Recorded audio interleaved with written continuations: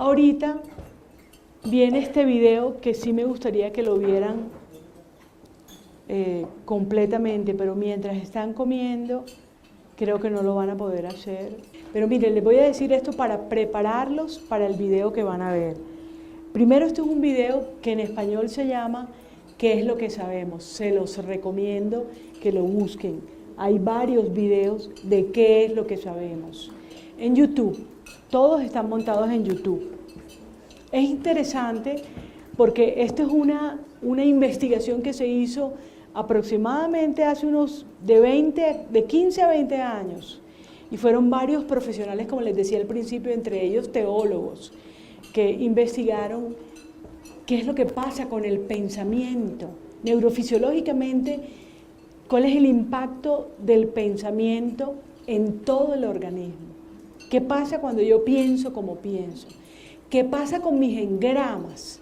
¿De qué manera afectan mi organismo?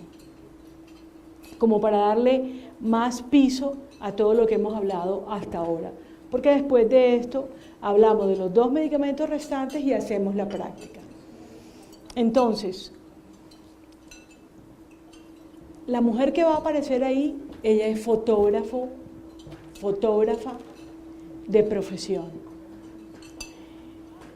Pero a ella le sucede algo el día de su matrimonio. El jefe la manda a que cubra un matrimonio tomando fotos. Y ahí se le reactiva su engrama. ¿Se lo han visto ese video? Ahí se le reactiva su engrama.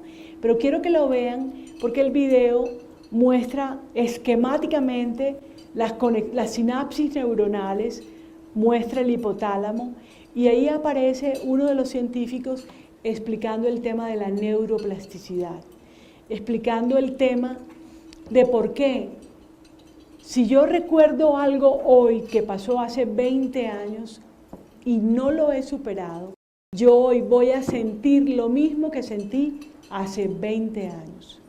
Y eso fue lo que descubrió la medicina cuántica, que el cerebro es cuántico, no tiene ni tiempo ni espacio. Por eso lo que ocurrió hace 20 años, y tú lo estás recordando, para él está ocurriendo aquí y ahora también, aquí y ahora. Y por eso él empieza a producir los mismos neurotransmisores que se produjeron en su momento hace 20 años. ¿Por qué? Y esto es lo interesante de esta investigación. Porque el cerebro usa las mismas vías neuronales, neurológicas, tanto como para recordar, como para vivir lo que sea que estoy viviendo. Usa las mismas vías. Entonces, si tú le pones una película a él, con tus pensamientos, para él eso está ocurriendo. Entonces él empieza a producir estrés, por ejemplo, él empieza a producir ansiedad, depresión, él empieza a producir. De ahí la importancia de trabajar los engramas. ¿Listo? Para no detener el video en ningún momento, sino que con esta introducción ya ustedes saben qué va a pasar.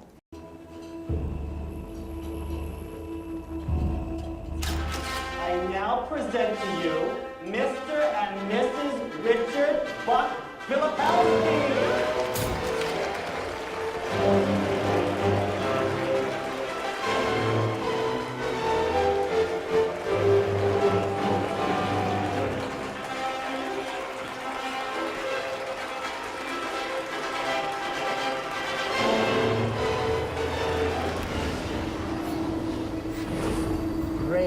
When it fires its thoughts, is likened unto the landscape of a thundercloud.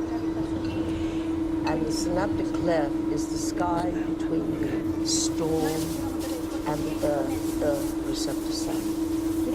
And you see this foreboding dark cloud boiling in the sky. And you see electrical impulses moving through it, the veins of electric light.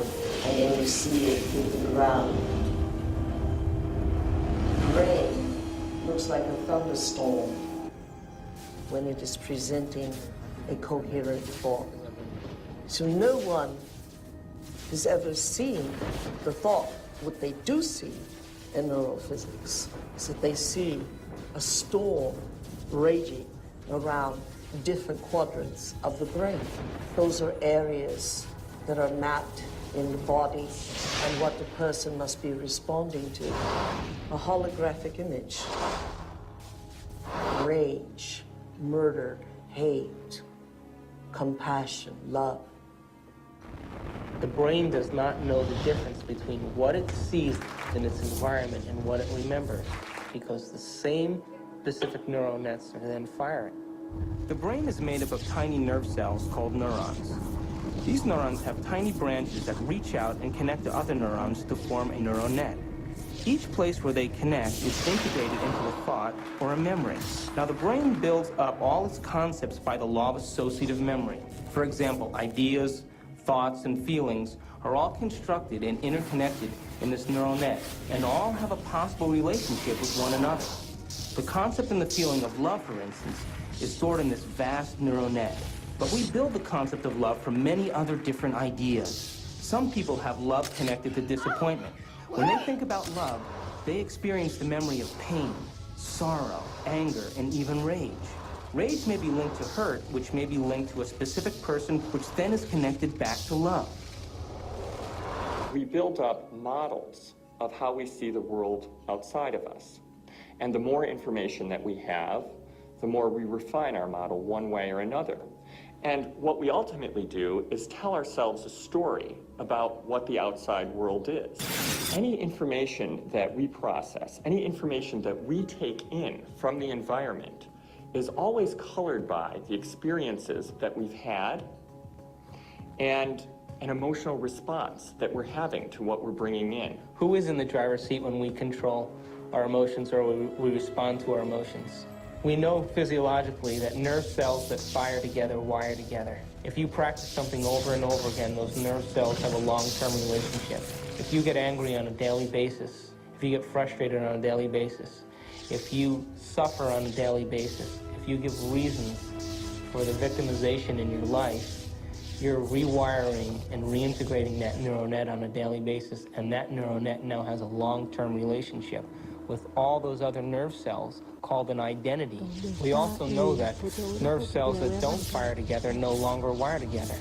They lose their long-term relationship because every time we interrupt the thought process that produces a chemical response in the body, every time we interrupt it, those nerve cells that are connected to each other start breaking the long-term relationship. When we start interrupting and observing, not by stimulus and response and that automatic reaction, but by observing the effects it takes, then we are no longer the body, mind, conscious, emotional person that's responding to its environment as if it is automatic.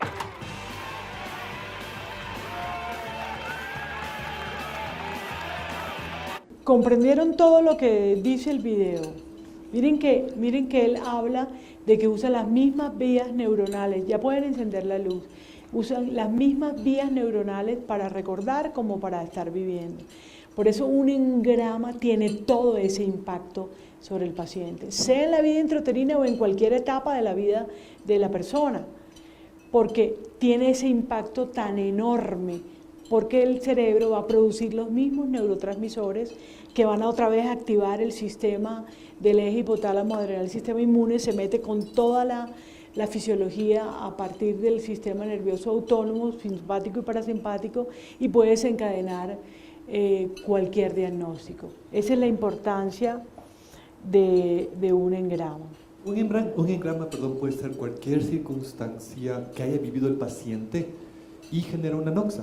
Y eso, a la final, genera un proceso patológico, en principio, ¿no es cierto? Pero un engrama es una vivencia, o puede ser una vivencia propia del paciente, que transforma y que se transforma en una enfermedad. No le veo sentido cómo trabajan esta medicación primero. No sé cómo la trabajes tú. O sea, la programación neurolingüística puede trabajarla, el MDR o el Brain Spotting puede trabajarlo, porque lo que hacen es borrar ese recuerdo, ¿sí? Y una vez borrado el recuerdo, yo puedo trabajar con esto, porque volvemos a caer en lo mismo. O sea, si el paciente no decide salirse de su matrimonio, tiene el mismo lío. Sí, esa es la primera. Entonces, ¿qué hace esto o qué hacen los medicamentos de bioregulación en ese caso si no he borrado el engrama? La primera. Y la segunda, ¿qué experiencia tienes sobre los trabajos de Elsa Punset y el contagio de emociones. Nos salimos totalmente del tema con tu interesante pregunta. Pero si tú quieres, ahora que finalicemos, lo podemos conversar y así terminamos todo el tema. Y tú tienes razón. Es decir, claro que sí. Si yo no he... Pero me encanta que lo digas. Y mi idea es que todos los médicos y las médicas lo sepan claramente. Si yo no me encargo de ayudar a que mi paciente transforme el recuerdo que tiene, él va a seguir produciendo una sintomatología. Mis medicamentos, ¿qué hacen? Lo que hacen es, mientras él transforma ese engrama y lo borra, yo tengo que ayudar a mi paciente a modularle el estrés tremendo que le produce, a modularle la ansiedad que le produce, modularle la depresión que la produce, que no me vaya a crear una neurodegeneración, que son los famosos Alzheimer precoces o demencias seniles, que no son tales, más sino un estrés mal manejado, y tengo un cerebro, un compósito y un vertigogel, mientras él transforma su engrama. Pero si no trabaja su recuerdo, si no trabaja su manera de ser, si no trabaja la raíz, él va a tomar crónicamente los medicamentos y me estaré comportando como una alópata, o sea, con todo el respeto y el perdón. Me estaré comportando lineal: estrés, Neurexan; ansiedad, Nervogel. Y doctor, la razón de ser de nosotros como médicos bioreguladores es que echamos mano de un medicamento que me ayuda a prevenir muchas cosas en mi paciente, que me ayuda a que no se me suicide mientras él logra transformar el recuerdo, porque esa transformación del recuerdo lleva más tiempo. Y si encima nos encontramos con un paciente como el que decías al principio, que son bastante comunes, pacientes y no pacientes, porque uno como médico nunca se pone de paciente, que tengo mis rollos y no me pongo a transformarlos, nunca lo voy a desarrollar, por un lado. Y lo segundo, aunque después hablamos lo otro, y lo segundo, porque se sale de este tema, lo segundo es que no todo el mundo tiene las técnicas que nombraste, no todo el mundo las tiene, ni le interesan, ¿me explico? Ni le interesan. Yo como psiquiatra me intereso, tú no eres psiquiatra, pero te interesas, ni le interesa. Hay mucha gente que hace muchas cosas, por ejemplo, la terapia neural y una corona franciscana. Por favor, yo voy a ayudar al paciente enormemente para la organización de sus emociones. Claro que sí, de manera impresionante. Más otros puntos de terapia neural que uno usa, ¿verdad? Pero yo uso una terapéutica coadyuvante que me ayuda, ¿verdad? Porque no todo el mundo está interesado en terapia neural, no todo el mundo está interesado en las técnicas que acabas de decir, no todo el mundo es psiquiatra, ni le interesa, ni quiere ser terapeuta, ni nada, pero por lo menos tienes mano de unas herramientas que no tienen efectos secundarios, que le van a resolver el paciente, el tema del paciente, para que no me cree enfermedades somáticas y no se me cronifique, y yo le diga, por lo menos le diga, oye, necesitas una interconsulta para trabajar tu vida emocional. Pero es que nunca se lo decimos. Entonces, mientras eso ocurre, mira, tengo unos medicamentos de los que he hecho mano. ¿Sí me explico, Doc? Ok, entonces, soy destinada a no terminar la conferencia. Podríamos decir entonces que estamos yéndonos al síntoma, estamos transformándonos en alópatas, porque estamos al síntoma. El paciente va a caer en un círculo vicioso, como tú mismo dices, va a tomar crónicamente. Entonces, si no le trabajo el aspecto emocional, si se lo trabajo no se vuelve crónico. Pero ¿cómo?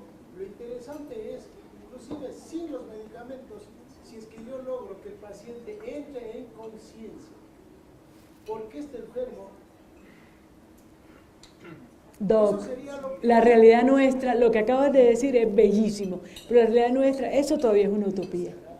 Y No es una utopía, porque Hammer ya lo dijo y no es una utopía. Y te digo una cosa, Hammer fue expulsado del curubito médico en Alemania, fue expulsado. ¿pero por qué? Entonces eso tiene un proceso, Doc. Eso tiene un proceso. Hay una cosa, yo digo, por ejemplo, el neuroexam se debería, ese es mi criterio, Ajá. y si estoy equivocado, pues... No importa que estés equivocado o no lo estés, eso El importa. neuroexam, es bello lo que tú expones, y es verdad, yo uso, pero yo le veo cojo, le falta una cosa. ¿Qué? Entonces, ¿yo cómo uso el neuroexam? Yo le doy al paciente el neuroexam, más Ignatia, que tengo mejores resultados, que solo con el neuroexam. Ignatia en glóbulos, ¿verdad? Porque en globulitos. ¿Por qué? Porque bioreguladormente no está aquí. Si uno empieza a ver la medicación, digamos, de la competencia, y que a lo mejor sale del mismo reto, y que tiene Ignatia, no lo uso ese medicamento, yo uso la Ignatia aparte, más el precio. Entonces, Claro. esto por ejemplo, ¿por qué no GEL Alemania, por qué no puede, o por qué no pudo haber ensamblado de esta manera el neuroexam? Más Ignatia, que sería un super neuroexam. ¿Por qué? Porque eso sí va a entrar en el Qué lindo lo que estás diciendo, doctor. Te voy a interrumpir porque el tiempo nos apremia. Tú tienes toda la razón. ¿Sabes dónde hay Ignatia? En el cerebro, un compósito. Ahorita lo vas a ver. Sí, pero lo interesante es no llenarnos de tantos medicamentos. Con el neuroexam suficiente.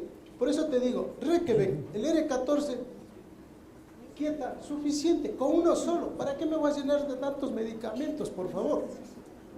Entonces, GEL Alemania debería tomar en cuenta esto y ensamblar y hacer un relanzamiento mundial de un neuroexam, de un super neuroexam más Ignatia, nada más. Pero si no hacemos que el paciente entre en conciencia por qué está enfermo, tomará, o sea, nos hemos transformado en nuevos alópatas alternativos. Así es. Por eso toda mi conferencia ha estado dirigida a que tú decidas hacer que tu paciente se concientice que tiene un tema emocional que si él no lo trabaja se va a volver crónico y que si él no lo trabaja ni el neuroexam le va a poder ayudar. Ahora voy a decir algo.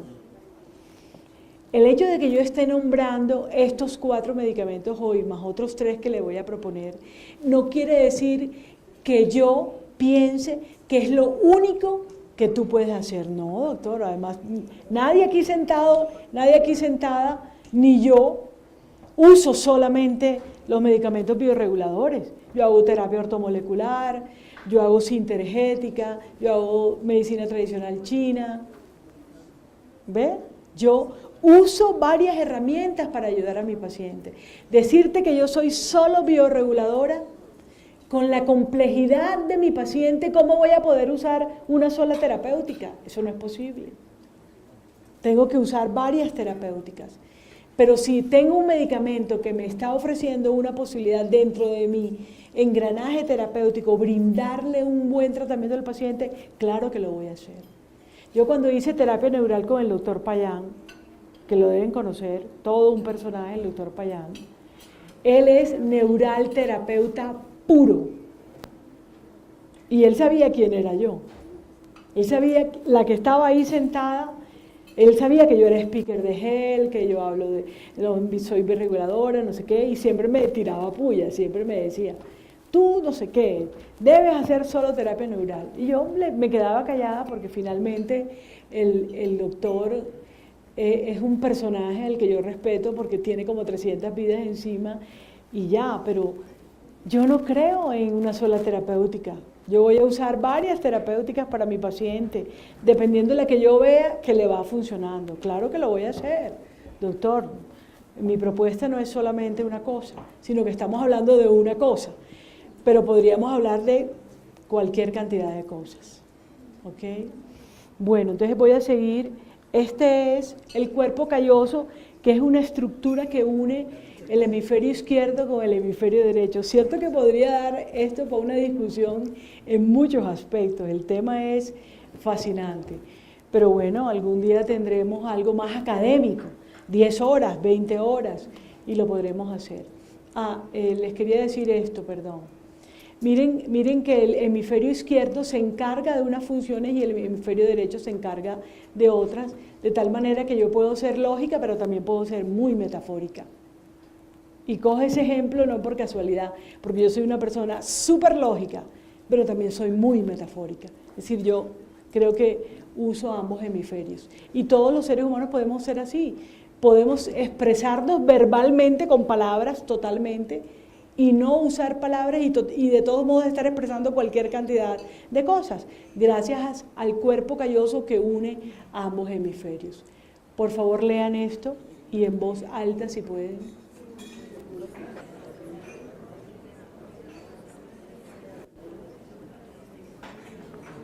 ¿Ve que lo pudieron leer? Porque el cuerpo calloso está uniendo ambos hemisferios y por eso lees la palabra. Se los quito y ahora vas a decir el color, no la palabra. Por ejemplo, aquí verde. El color, no la palabra.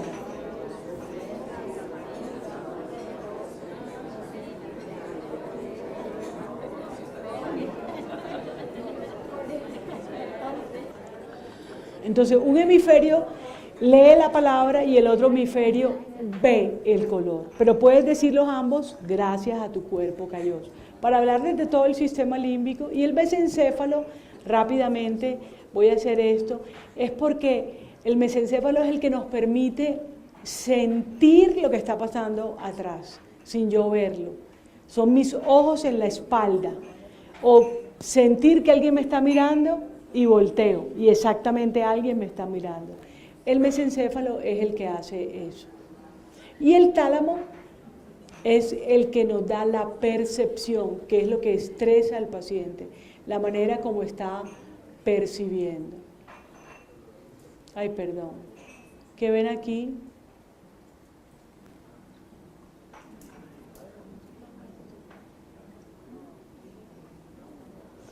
Parece un acantilado, pero en realidad es esto. Me agaché con el celular y tomé la foto para que pareciera eso, el tema de la percepción, la perspectiva que nos engaña. El cerebro se engaña con lo que estamos percibiendo. Esto. Y aquí lo mismo, parece un gran peñasco y en realidad eran unas piedras que me daban si acaso a la rodilla algunas, otras al tobillo nada más. Me agachaba con el celular y ya tomaba la foto para hablar de percepción. Una mujer, pero en realidad es un hombre. La percepción que nos da una perspectiva. Así que el tálamo es el que define, todo esto se los he dicho y por eso lo paso rápido. El tálamo es el que percibe, es el que define lo que percibimos y cómo lo percibimos. Les recomiendo esa película, se llama Intensamente, el tema de las emociones. Pero la depresión, la ansiedad, el estrés realmente es una forma de percibir. Esto como lo van a tener, lo voy a pasar porque ya veo que son las 10 de la noche y vamos a hacer la práctica. En medicina tradicional china hay una propuesta, aunque tú no hagas medicina tradicional china, solamente prueba. Pacientes que te consulten con temas de riñón o de vejiga, investígale miedo.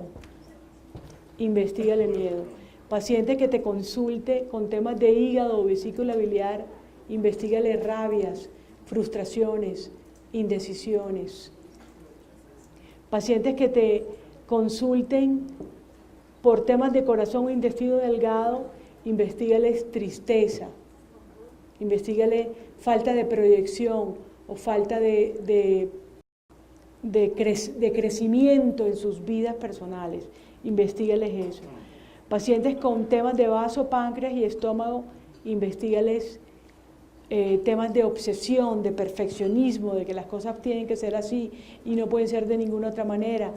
Investígales ser cuadriculados. Y pacientes con temas de pulmón o intestino grueso, investígales nostalgia. La diferencia entre nostalgia y tristeza es con cosas del aquí y el ahora, el presente.